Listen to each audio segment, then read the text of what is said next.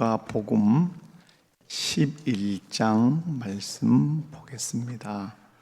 누가복음 11장 1절에서 4절 말씀까지 우리 한 목소리로 함께 읽어보도록 합니다.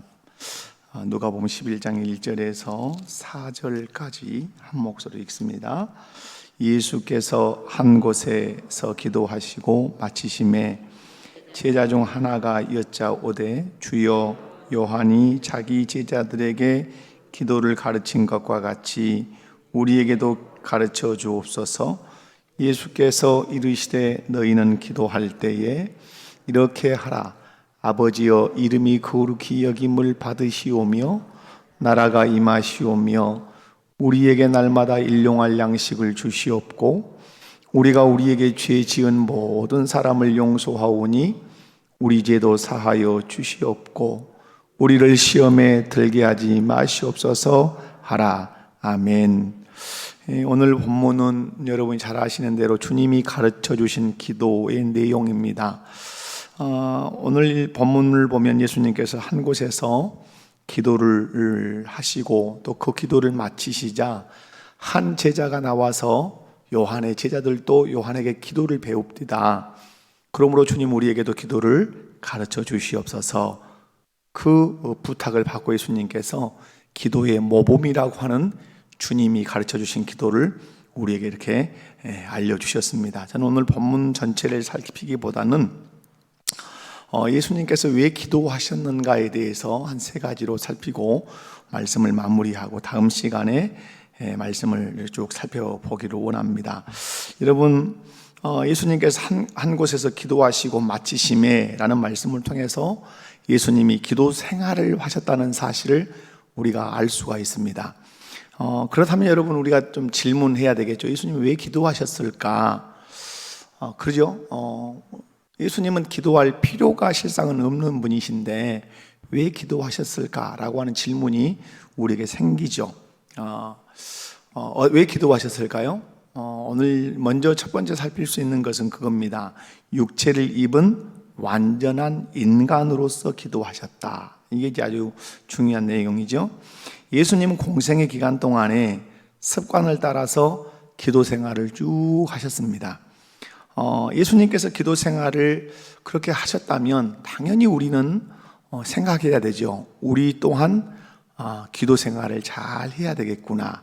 예수님이 습관이 되시도록 기도 생활을 했다면 우리 또한 기도가 습관이 되도록 기도 생활을 해야 되겠구나 하는 생각을 해내는 것이 당연한 것이고 바른 것입니다. 하지만 우리가 성경에서 예수님이 기도하셨다는 말씀을 들을 때 좀 의아스러워야 되죠. 제가 아까 방금 얘기 드린 것처럼 예수님은 하나님이신데 전능하신데 또 그 기적을 베푸시는 것을 보면 놀랍게 그 기적을 베푸시잖아요. 그런데 굳이 기도하실 필요가 있겠는가? 라고 하는 질문을 우리가 늘 이렇게 하게 돼야 되는 거죠. 그런데 예수님은 그렇게 굳이 기도하실 필요가 없는 전능자신데 기도하시는 것이 몸에 익도록 그렇게 기도 생활을 하셨다. 그렇다면 예수님께서 왜 기도하셔야 했는가 하는 거죠. 제가 방금 말씀을 드린 것처럼 기도하는 것이 무엇이 되도록 습관이 됐다 이 말이에요. 여기에 큰 의미가 있어요. 기도하는 것이 습관이 됐다 하는 말은 예수님 자신이 좋은 습관을 가지셔야 하는 육체를 가진 자라 하는 얘기를 습관을 쫓아 기도했다라고 하는 그런 말씀 속에서 찾을 수가 있어요. 여러분, 어떤 습관을 들이느냐가 우리 인생의 중요한 방향을 결정을 하잖아요. 근데 예수님에게 습관이라고 하는 이 용어를 쓰는 것이 제 기억으로는 기도 외에는 없는 것 같아요. 기도하는 것이 무엇이 되셨다? 습관이 되셨다. 여러분, 하나님에게는 습관이 필요가 없습니다. 그죠? 습관이라고 하는 것은 연습하고 반복해서 그것이 몸에 배이는 것이 습관입니다. 어제 목양실이었던 꼬마 아이가 아버지와 함께 이렇게 찾아왔는데 아이가 자꾸 이 이야기를 이렇게 긁는단 말이에요. 왜냐? 처음에 여기가 티가 박혀서 사마귀가 있어서 치료가 됐는데 이제 자꾸 이게 뭐가 되는 거예요? 이제 습관화 되려고 하는 징조가 보이는 거예요. 그게 여러분 반복하고 또 반복하면 그게 뭐가 되는 거죠? 습관이 되는 거죠. 하나님에게는 습관이 필요하지 않아요. 전능자시기 때문에. 예수 그리스도 그분 전능하신 분이고 하나님이시기 때문에 습관이 필요하지 않아요. 그런데 성경은 습관을 쫓아 기도하셨다, 기도하는 것이 습관이 됐다 하는 얘기를 하신다 이 말이에요. 그러면 이 말씀을 통해서 우리에게 가르치시려고 하는 건 뭐예요? 인간은 습관이 될 것이 필요하다는 거죠. 어떤 것이? 기도하는 것이. 어떤 사람은 예수님께서 이렇게 기도하신 것, 왜 기도하셨을까? 이 질문을 할 때 이렇게 대답을 하기도 합니다. 제자들에게 본을 보이시기 위해서 기도하셨다, 이렇게 주장하는 사람들도 있어요. 맞을까요? 틀릴까요? 맞지요. 전혀 틀린 말이 아니죠. 본을 보이신 것 사실이죠. 이 부분은 제가 마지막 세 번째 살필 것인데요, 본을 보이신 것 사실이에요. 그러나 본을 보이기 위해서만 기도하신 것은 아니라고 하는 사실이에요. 그분은 기도를 하셔야만 하는 누구셨다는 거죠? 완전한 인간이셨다고 하는 사실이에요. 겟세마네 동산에서 땀방울이 핏방울 되는 것 같이 울부짖으며 하나님 아버지께 기도하시는 것이 단순히 제자들에게 본을 보이려고, 기도는 이렇게 울부짖으며 땀방울이 핏방울 되는 것 같이 하는 거야 라고 본을 보이시기 위해서 하셨다? 동의하기 어려운 것이죠. 예수님은 고뇌에 차 있었고 두려움도 있었고 그리고 마음 안에 많은 갈등도 있었죠. 인간 그 자체를 겟세마네 동산에서 예수님이 기도하시면서 보여주신 것이죠. 예수님께서 이렇게 기도하신 것은 육체를 입은 완전한 인간 예수로서 기도하셨다는 사실입니다. 겟세마네 동산에서 절규하면서 기도하신 것은 십자가의 고통이 무엇인지를 그게 감각적으로 온다는 것이죠. 그게 심리적인 압박으로 다가온다는 것이죠. 그때 몸부림을 치는 거죠. 여러분이 앞에 일에 큰 어떤 어려움이 있으면 잠이 옵니까? 오지 않습니까? 잠이 오지 않죠. 한숨이 후 쉬어지기도 하고, 이리 누웠다 저리 누웠다 뒤척뒤척. 그게 누구라는 거죠? 그게 사람이라는 거죠. 마치 예수님께서 겟세마네 동산에서 그렇게 아버지여 할만하시거든 이 잔을 내게서 지나가게 하시옵소서 이렇게 기도하신 것은 마치 여러분이 잠자리에서 큰 문제를 앞두고 이리 뒤척 저리 뒤척 하듯이 고민과 번뇌와 고통과 갈등이 예수님 전체의 그 인격에 밀려왔다는 것이죠. 그런데 그것을 무엇으로 뚫고 가시는 것이죠? 기도로 그 모든 난관을 뚫고 가셨다고 하는 사실입니다. 이것을 통해서 우리에게 교훈하시는 것은 그거죠. 예수님 하나님이시기 때문에 기도할 필요가 없음에도 불구하고 기도하는 것이 습관이 됐다는 말은 그거죠. 육체를 입은 인간, 나는 육체를 입은 완전한 인간으로서 하나님 아버지를 의지하지 않으면 안 되는 존재다 라고 하는 것을 우리에게 분명히 보여주고 있는 것이죠. 이것을 통해서 우리에게 교훈하시는 것이 또 무엇입니까?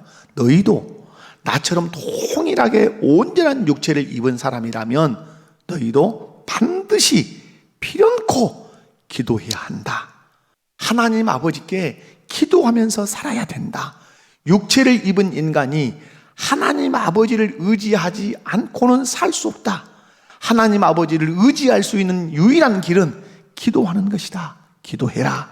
그것이 습관이 되도록 기도해라. 왜? 우리 육체는 습관이 되지 않으면 안 한단 말이에요. 얼마나 거룩한 일들은 하지 않기를 원하는지 몰라요. 사랑하는 성도 여러분, 예수님께서 오늘 기도하시고 또 기도를 마치셨다고 오늘 성경이 기록해요. 왜 예수님은 기도하셨어요? 육체를 입은 완전한 인간이시기 때문에 하나님 아버지를 의탁하기 위해서 기도하셨다. 그러므로 우리도 육체를 입은 인간으로서 하나님 아버지를 의지하는 그 도구인 기도를 붙들고 날마다 살아내야 한다. 아멘.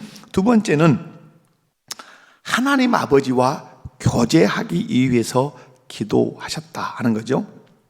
여러분, 예수님은 육체를 입은 완전한 인간으로서 하나님께 기도하셨습니다. 그러나 오늘 본문에, 오늘 말씀에서 하나 또 찾아봐야 될 것은 뭐냐면, 예수님은 하나님 아버지와 교제하기 위해서 기도하셨다. 자, 그런데 여러분, 우리가 기도에 대해서 약간의 편견이 있어요. 그 편견을 깨뜨리셔야 돼요. 그 편견이 뭐예요?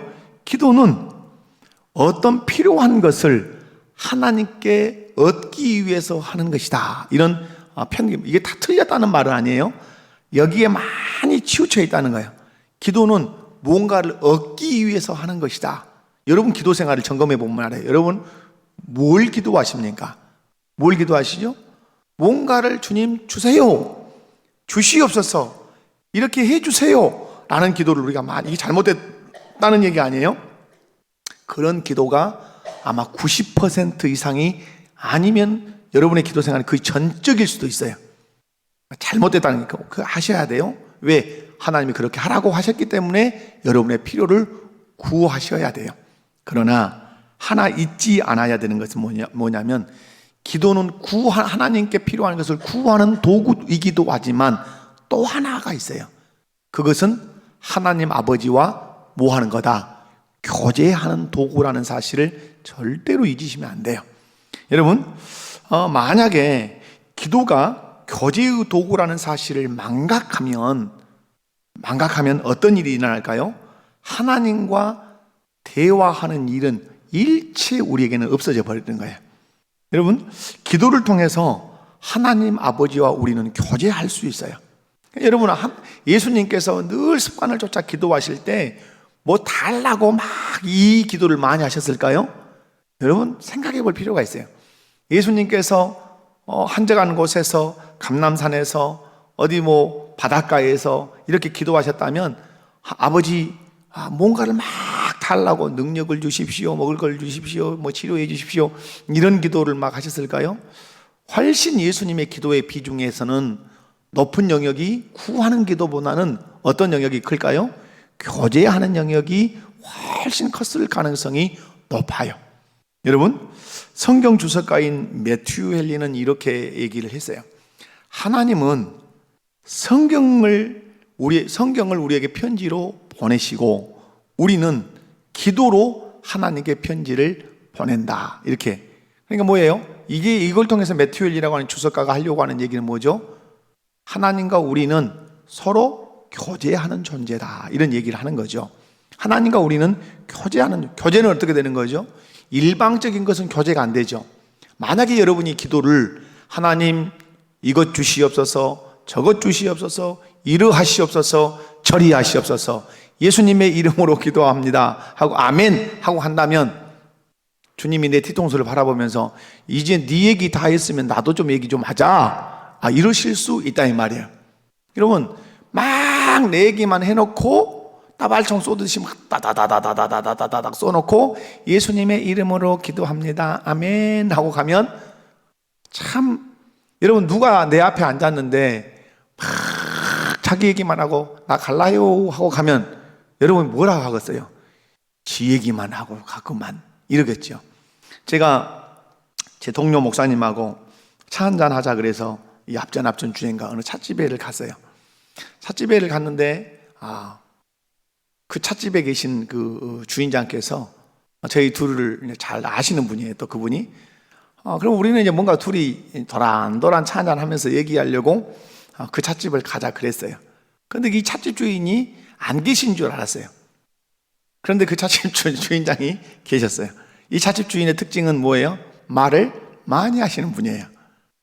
우리가 앉으니까 오셨냐고, 그러면서 당신이 마이크를 잡고 1시간 동안 말씀을 하심으로 저와 제 버신 목사님은 듣고만 왔더래요. 그래서 나오면서 아이고 우리 둘이 뭐 좀 얘기 좀 많이 해.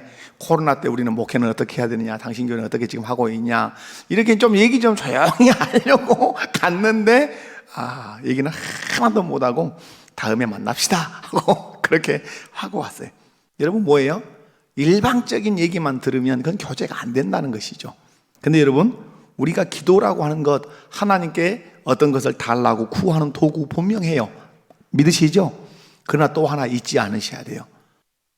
내 사정을 하나님께 다 말하면서 하나님께 아뢰는 교제의 도구라는 사실을 잊지 않으셔야 돼요. 하나님은 성경을 통해서 우리에게 말씀을 하시고 우리는 기도를 통해서 하나님께 말해요. 이것이 하나님과 우리의 소통의 방식이고 교제의 방식이에요.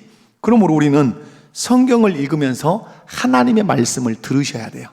또 강단을 통해서도 하나님이 나에게 하시는 말씀을 들으셔야 돼요. 오늘 강단을 통해서 하나님 나에게 분명히 말씀하실 건데 어떤 말씀을 하실고 하는 마음으로 들으시고 또 들어야 돼요. 이게 나한테 하신 말씀이야 라고 확신을 하는 부분이 있어야 돼요. 그리고 그 말씀을 묵상하셔야 돼요. 그리고 그 말씀대로 살아가셔야 돼요. 묵상하고 살면서 그 말씀을 읽고 들어 묵상하고 살면 뭐가 있죠? 느낌이 있죠. 그 말씀대로 살았더니 되게 힘들었다. 그 말씀대로 살았더니 이렇게 하나님이 은혜를 베푸셨다. 이 말씀대로 살았더니 내 마음에 이런 은혜가 있었다. 이런 느낌이 삶의 현장에서 일어날 거 아니에요. 그러면 그 삶의 그 모든 정황을 끌고 와서 기도 시간에 구할 건 구하지만 하나님, 제가 성경을 읽다가 이 말씀을 주님이 내게 주셔서 그 말씀을 내가 많이 묵상하고 그 말씀대로 살았는데 되게 힘들었습니다. 왜 이 말씀대로 살았는데 제가 이렇게 힘이 들었을까요? 하나님 가르쳐 주세요 라고 말해야 되는 것이죠. 그리고 하나님, 내가 강단을 통해서 목사님 말씀할 때 저 말씀 나더라고, 내게 주신 말씀이구나 하고 듣고 그 말씀대로 살았는데 제 마음 안에 큰 평안이 있었고 우리 가정의 문제가 해결되는 것을 하나님 경험했습니다. 하나님 고맙습니다. 이것이 뭐가 되는 거죠? 이것이 하나님과 교제하는 중요한 교제가 되는 것이죠. 그러므로 여러분, 기도는 하나님께 구하는 도구이기도 하지만 또한 뭐 하는 도구다? 교제하는 도구라는 사실을 절대 잊지 않으셔야 돼요. 그래서 여러분이 기도의 자리에 나오실 때는 막 이렇게 구하기도 하시고 달라고도 하십시오. 우리에게는 그런 청구권이 있어요. 왜? 하나님은 아버지가 되시고 우리는 자녀가 되기 때문에 그래요. 그건 다음 시간에 주기도문을 다룰 때 하늘에 계신 우리 아버지요 라고 다룰 때 이 영역이 들어있어요. 어떠든지, 그러나 이것도 있지만 어떤 것도 있다? 하나님과 교제하는 도구가 기도라는 사실을 절대 놓치면 안 돼요. 여러분, 천지 만물을 창조하신 그 하나님과 교제할 수 있다는 것은 피조물에게 특권이고 피조물에게는 영광 중에 영광이에요. 근데 그 기도가 교제하는 도구라는 사실을 놓쳐버리는 순간에 우리는 창조주 하나님과 전능자이신 하나님과 교제하는 그 특권을 상실하면서 살게 돼요. 그러면 가슴의 따뜻함도 하나님 아버지의 그 자비, 그 은총을 많이 우리가 누리지 못할 수 있다 하는 사실을 기억하시면서 예수님이 왜 기도하셨다? 첫 번째, 완전한 인간의 몸을 입은 자로서 기도하셨고, 또 기도하신 이유는 하나님 아버지와 교제하기 위해서 기도하셨다. 여러분도 하나님 앞에 기도함으로 하나님 아버지와 교제할 수 있기를 주님의 이름으로 축원합니다. 세 번째는 아까 얘기한 것처럼 제자들에게 기도의 본을 보이시기 위해서, 제자들에게 기도의 본을 보이시기 위해서, 그리고 기도를 가르치시기 위해서 예수님이 기도하신 것 사실이에요. 여러분, 예수님께서 기도하십니다. 그것은 보여주고자 하는 건 아니에요. 그러나 교육하려고 하는 의도는 분명히 있다는 사실을 알 수가 있어요. 여러분, 예수님께서 행하신 모든 일들은 제자들이 본받아야 돼요. 기도한 것만 본받는다? 그건 아니에요. 저는 그 예수님의 그 삶을 얘기할 때 예수님은 죄가 없으신 분이잖아요. 저는 그래서 그렇게 표현하고 싶어요. 예수님의 발자국 소리까지 진리다. 예수님의 숨소리도 진리다. 저는 그렇게 표현하고 싶어요. 왜? 예수님에게는 흠이라고는 죄라고는 전혀 없으신 완전 무결하신 분이기 때문에 그래요. 그러니까 예수님의 삶에서 기도는 본받아야 된다, 이런 게 아니에요. 예수님의 모든 행적은 다 우리에게 본이 되는 것이에요. 우리가 본 삼아야 되고 우리가 따라가야 할 영역이에요.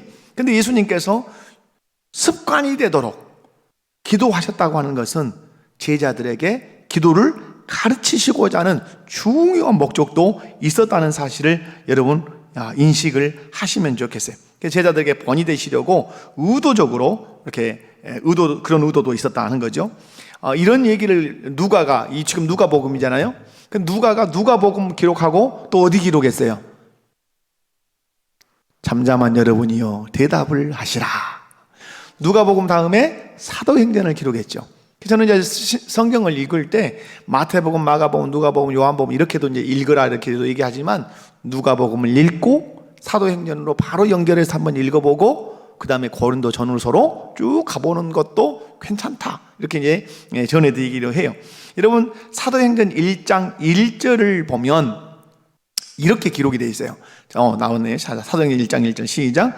데오빌로여 내가 먼저 쓴 글에는 무릇 예수께서 행하시며 가르치시기를 시작하신부터 아멘. 사도행전 여기가 어디죠? 1장 1절이죠.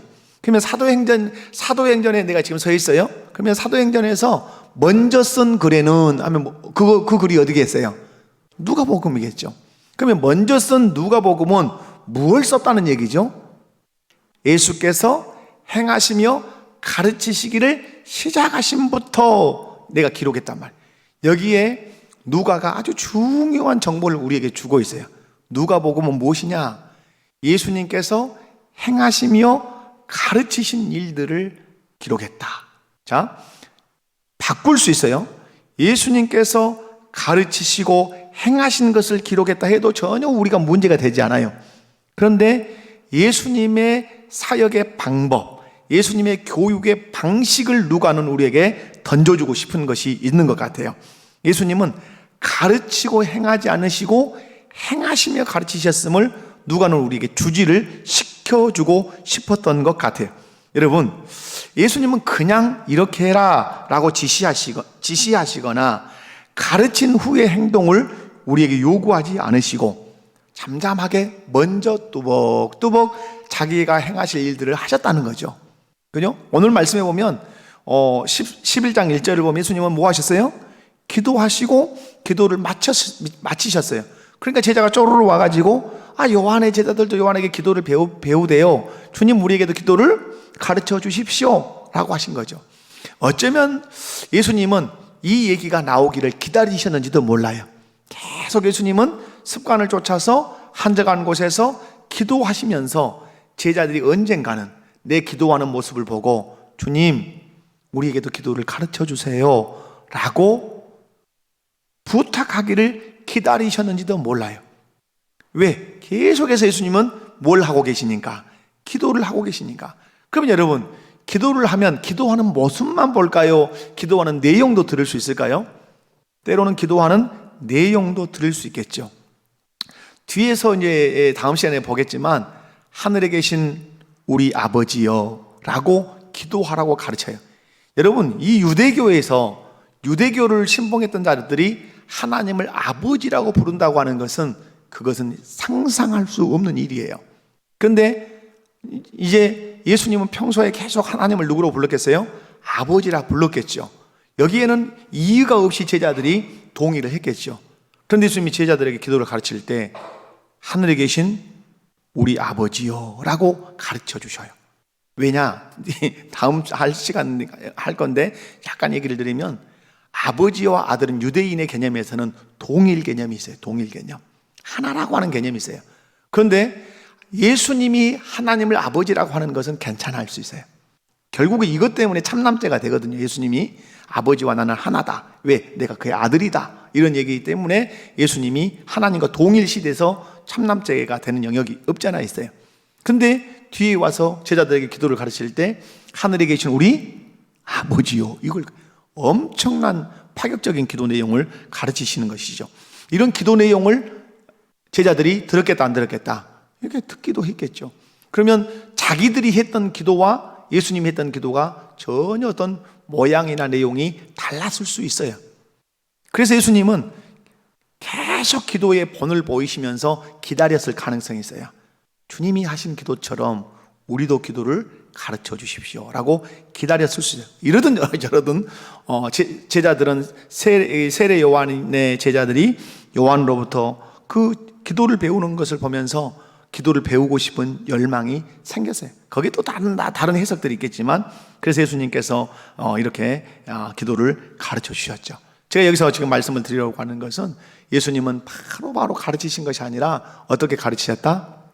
먼저 뚜벅뚜벅 해야 할 일을 정확하게 해 가시면서 먼저 모범을 먼저 다 모델로서 보이신 후에 이렇게 해라 하고 가르치면 뭐가 빠를까요?